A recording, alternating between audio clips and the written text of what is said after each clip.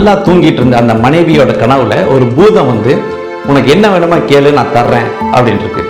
இவங்க உடனே மகிழ்ச்சியா என்னோட கணவர் முழிச்சுக்கிட்டு இருக்க நேரம் எல்லாமே என் மேலேயே கண்ணா இருக்கணும், அவரோட வாழ்க்கையில என்ன தவிர வேற எதுவுமே முக்கியமா இருக்கக்கூடாது, அவர் தூங்கும் போது கூட நான் பக்கத்துல இல்லாம தூங்கக்கூடாது, அவர் காலையில எந்திரிச்ச உடனே என் முகத்துலதான் விழிக்கணும், அவர் வெளியில எங்க போனாலும் நான் இல்லாம போக கூடாது, என் மேல ஒரு சின்ன கீறல் விழுந்தா கூட அவர் துடிச்சு போயிடணும் அப்படின்னு இருக்காங்க.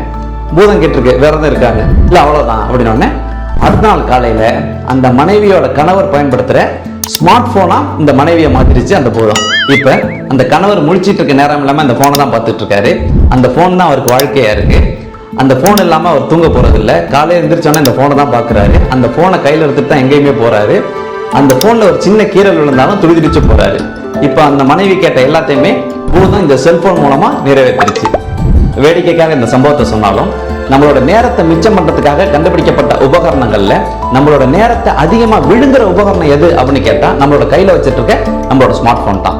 இந்த ஸ்மார்ட் போன் நம்மளோட வளர்ச்சிக்கு உதவுற கருவியாகவும் இருக்கு, நம்மளோட வீழ்ச்சிக்கு வழிவகுக்கும் ஆயுதமாகவும் இருக்கு. நம்மளோட நேரத்தை நம்ம எங்க கொடுக்கணும், எந்த இடத்துல செலவு பண்ணணும் அப்படிங்கிற தெளிவு நமக்கு இருந்துருச்சுன்னா போதும். இந்த ஸ்மார்ட் போன் மாதிரி 1000 டெக்னாலஜி வந்தாலும் நம்மளை எதுவுமே அசைக்க முடியாது.